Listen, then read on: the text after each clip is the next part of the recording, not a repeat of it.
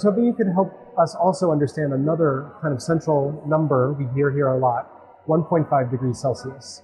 Coming into the conversation here, it has, to my mind, underscored, defined, and become really a unifying goal for much of the work that defines what governments are doing. It comes from science, it defines policy, it shapes corporate thinking, it shapes how banks are modeling their portfolios, a number that ripples out across the economy in ways that are complex and really profound.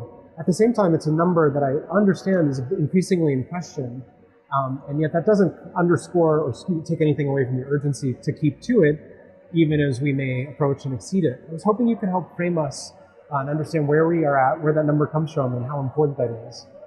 Yes, thank you, Adam. Yeah. 1.5 degrees is an absolutely front and center number that we all need to understand. And as you suggest, it has scientific and physical relevance. Our best science says that at 1.5 degrees, we start to see major tipping points within the world start cascading and causing change in our natural systems to happen much faster. Things like ice sheets melting and sea level rise accelerating, things like death of coral reefs and whole changes in the overall structure of our natural system, slowing of currents that shift, and all of this puts pressure on us as a planet, and that pressure is felt, yes, from a natural system perspective, but even more so from a human perspective. We start to see the acceleration of damage, right? And so our best understanding, again, of the science says that at 1.5 degrees, we start moving from tens of millions of people from being affected to hundreds of millions of people being affected and impacted through dislocation and sea level rise and crop failure and not being able to work outside in the heat, or major storms devastating communities. So what we've seen in Pakistan and in Florida and in St. Lucia, this is just an opening act for what could indeed happen with much more regularity. So 1.5 is important.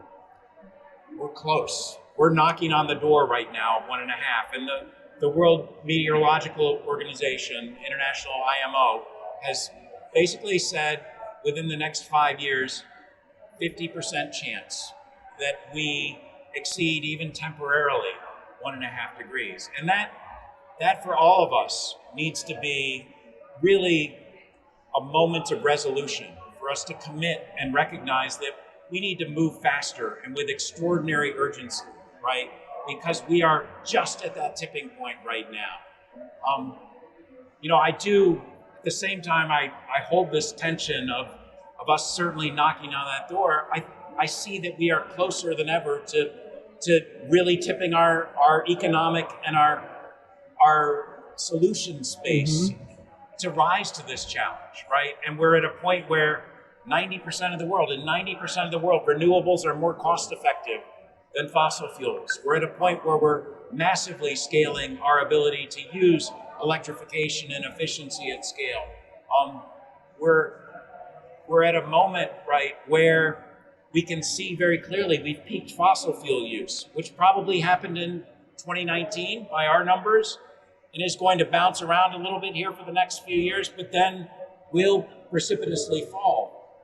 And as that fall happens, the replacement is all renewable, right? It's all clean, and that provides for a more resilient world, one that puts us back into a bit more balance between our needs and the Earth's needs.